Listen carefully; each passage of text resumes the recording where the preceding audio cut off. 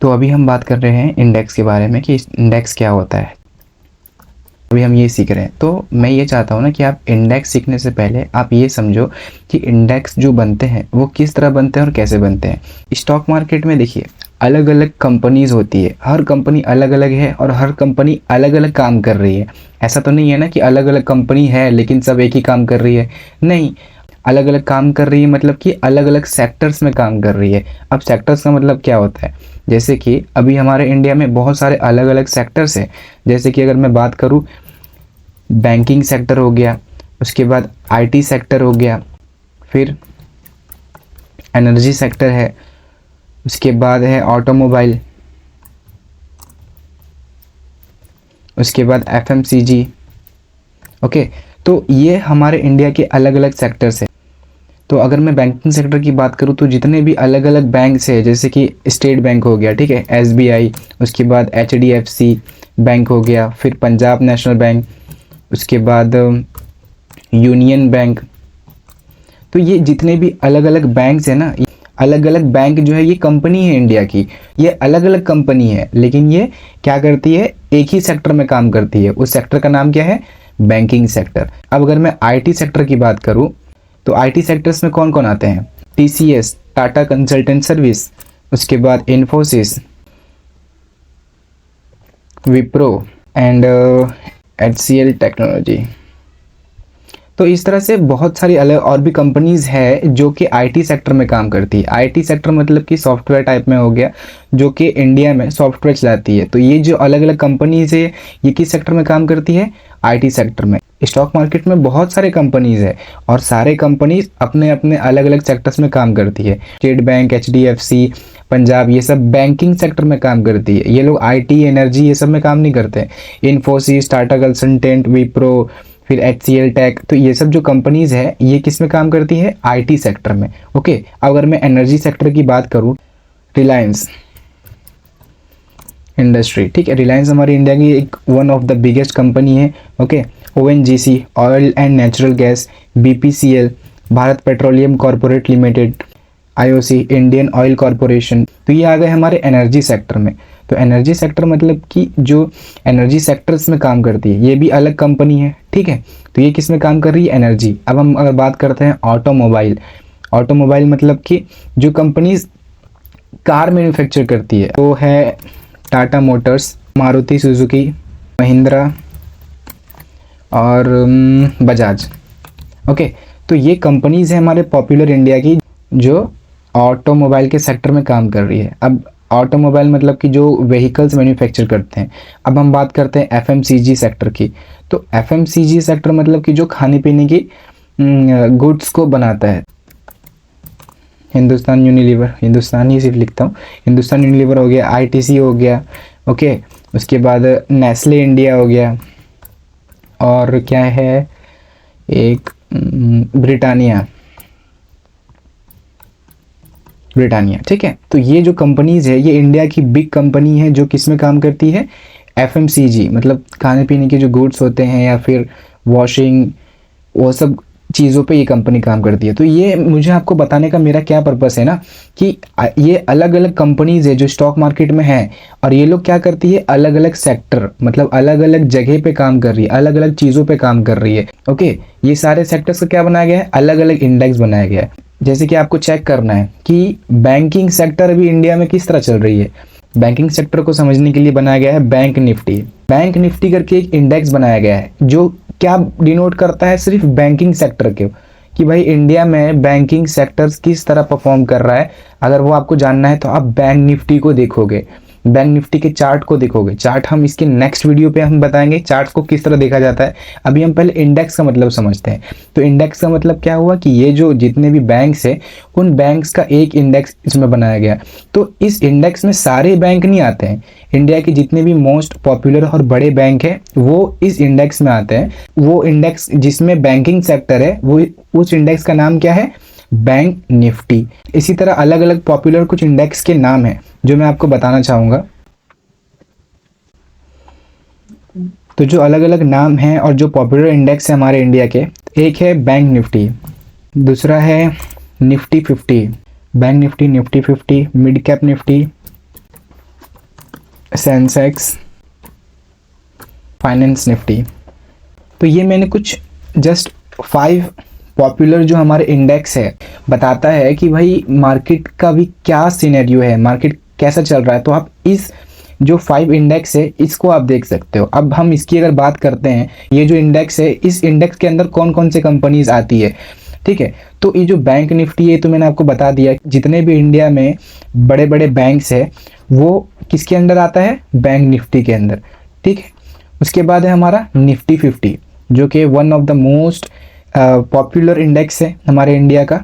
Nifty 50 में कौन से ऐसे बैंक्स है या कौन से ऐसे कंपनीज है जो निफ्टी 50 में आता है, इंडियाज बिगेस्ट कंपनीज, ठीक है। तो इंडिया की जो बड़े बड़े कंपनीज है ना वो किसके अंदर आती है, निफ्टी 50। निफ्टी 50 जो है इसमें कोई सेक्टर नहीं है, जस्ट इंडिया के बड़े बड़े कंपनीज है, ये कोई भी सारे सेक्टर का इसमें मिक्स किया हुआ है निफ्टी 50 में। रिलायंस किस सेक्टर का है, एनर्जी सेक्टर का, बट निफ्टी 50 में वो आता है। टीसीएस आईटी सेक्टर का है, वो भी निफ्टी 50 में आता है। बैंक निफ्टी का एचडीएफसी हो गया एंड एसबीआई हो गया, ये भी निफ्टी 50 में आता है। जितने भी इंडिया की बड़ी कंपनीज है ना वो निफ्टी 50 के अंदर में आता है। तो निफ्टी 50 क्या डिनोट करता है, निफ्टी 50 ये बताता है कि पूरे इंडिया का अभी जो इंडेक्स है वो किस तरह परफॉर्म कर रहा है। अब मिड कैप निफ्टी की अगर बात करूं तो मिड कैप निफ्टी जो इंडेक्स है उसके अंदर कौन से कंपनीज आते हैं। तो मिड कैप निफ्टी का पहले मतलब समझते हैं कि मिड कैप का मतलब क्या होता है। अभी मिड कैप निफ्टी अगर आपको समझाऊं मैं तो उससे पहले आपको मार्केट के डिफरेंट मार्केट कैपिटल्स है वो आपको समझना पड़ेगा। तो चलिए हम एक शॉर्ट में समझ लेते हैं। लार्ज कैप कंपनी, उसकी कंपनी की वैल्यू ना 20,000 करोड़ सीआर से ज़्यादा होना चाहिए, मोर देन। उसके बाद आता है मिड कैप। मिड कैप तो जो भी जितने भी कंपनीज है जिसकी वैल्यू 5,000 करोड़ से लेके 20,000 करोड़ तक है वो कंपनी क्या कहलाती है, मिड कैप कंपनी कहलाती है। स्मॉल कैप क्या होता है, स्मॉल कैप में जो कंपनीज 5,000 सीआर से बिलो वो कंपनीज क्या कहलाती है, स्मॉल कैप। तो ये आप समझो कि large cap, mid cap and small cap का मतलब क्या होता है। लार्ज कैप का मतलब होता है जो भी कंपनीज की वैल्यू, मतलब क्या बोलते हैं ना, कंपनी की वैल्यू कितनी है, कितने हज़ार करोड़ की कंपनी है। तो अगर कोई भी कंपनी 20,000 करोड़ से ऊपर है ना, इसका मतलब वो लार्ज कैप की कंपनी है। और कोई भी कंपनी अगर 5,000 करोड़ से लेकर के 20,000 करोड़ से नीचे, तो वो कंपनी क्या है, मिड कैप के सेक्टर में आती है, ठीक है। एंड स्मॉल कैप की कंपनीज कौन सी होती है, जो एकदम छोटा कंपनी होता है।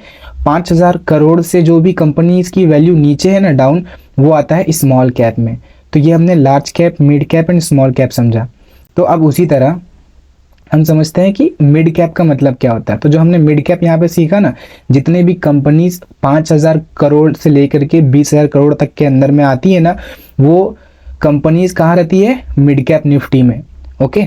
अब वो कंपनीज कोई भी हो सकती है। अगर मैं आपको नाम बताऊं कुछ अभी के हिसाब से जो मिड कैप कंपनीज है वो है टाटा एलेक्सी एंड फेडरल बैंक, वोल्टास।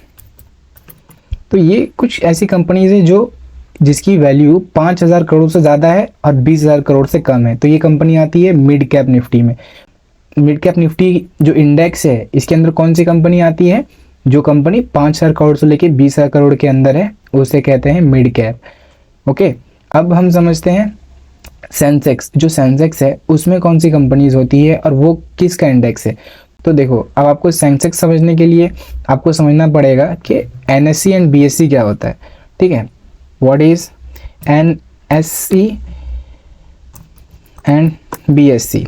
एनएससी का मतलब होता है national stock exchange and BSE का मतलब होता है बॉम्बे स्टॉक एक्सचेंज। ये इंडियन मार्केट के ना 2 इंस्टीट्यूट है, ठीक है। यही 2 NSC and BSE Indian market में स्टॉक्स को बाय एंड सेल करने में हेल्प करती है। एनएससी एंड बीएसई, यही 2 कंपनीज में स्टॉक्स को खरीदा और बेचा जाता है।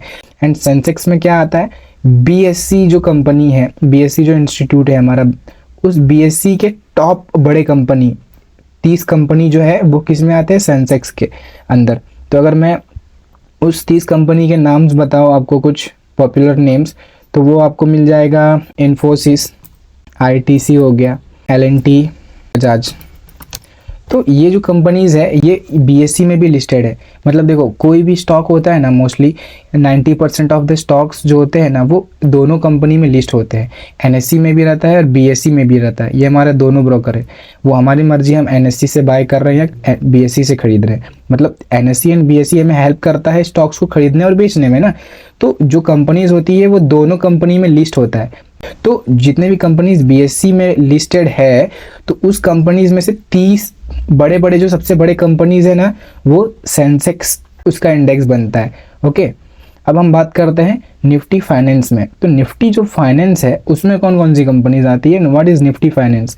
तो अगर मैं निफ्टी फाइनेंस की बात करूं, निफ्टी फाइनेंस में वो कंपनीज आती है जो बैंकिंग और फाइनेंस मतलब जो पैसे का लेन देन करते हैं ना वो कंपनीज आते हैं निफ्टी फाइनेंस में। जैसे कि जो लोग इंश्योरेंस की जो कंपनीज है जैसे कि Bajaj finance, okay, and HDFC life, ये सब जो कंपनीज है ये हो गया फाइनेंस जो आपको इंश्योरेंस देती है, लोन्स देती है। तो लोन्स तो बैंक भी हो गया। बैंक में अगर बात करूँ तो एचडीएफसी बैंक एंड आईसीआई। तो ये जो अलग अलग कंपनीज है ये जो कोई भी, बस इतना याद रखो, फाइनेंस निफ्टी में वो बैंक्स आते हैं जो कोई भी पैसे का लेन देन करता है, जो आपको लोन्स देता है, जो आपको इंश्योरेंस देता है ना, करवाता है। तो वो सारी चीज़ें किस में आती है, निफ्टी फाइनेंस में। तो ये हमने क्या समझा, पहले हमने कंपनीज को समझा अलग अलग कि भाई इंडिया में कितने अलग अलग कंपनीज है और वो कौन कौन से सेक्टर में काम कर रही है, ठीक है। उसके बाद हमने समझा कि भाई जो कंपनीज होती है वो 3 पार्ट में डिवाइड होती है, एक लार्ज कैप, एक मिड कैप, एक स्मॉल कैप। लार्ज कैप जो 20,000 करोड़ से भी बड़ी है वो लार्ज कैप के कैटेगरी में आ गया। मिड कैप कंपनी उसे कहते हैं जो 5,000 से लेकर के 20,000 करोड़ तक की है, 20,000 से नीचे है उसको बोलते हैं मिड कैप कंपनी। और स्मॉल कैप जो 5,000 करोड़ से भी नीचे है ना उसको स्मॉल कैप कंपनी बोलते हैं। फिर हमने क्या सीखा कि जो इंडेक्स बनाए गए हैं उस इंडेक्स में कौन कौन कैटेगरीज की कंपनीज आती है। इंडिया में भी जो बैंक का सेक्टर है वो किस तरह चल रहा है, कैसे परफॉर्म कर रहा है, ठीक है, उसका बिजनेस कैसा चल रहा है बैंक का। बैंक निफ्टी का चार्ट जब आप ओपन करोगे तब चार्ट देख सकते हो बैंक निफ्टी का। अगर आपको इंडिया का देखने का कि इंडिया के टॉप जो बड़ी बड़ी कंपनी है वो किस तरह परफॉर्म कर रही है, उनका बिजनेस कैसा चल रहा है, तो आप निफ्टी 50 का चार्ट ओपन करोगे। इंडिया के जितने भी मिड कैप कंपनी है जैसे कि 5,000 करोड़ से लेकर के 20,000 करोड़ के अंदर काम कर रही है तो वो किस तरह परफॉर्म कर रहा है, तो आप मिड कैप के निफ्टी का देखोगे।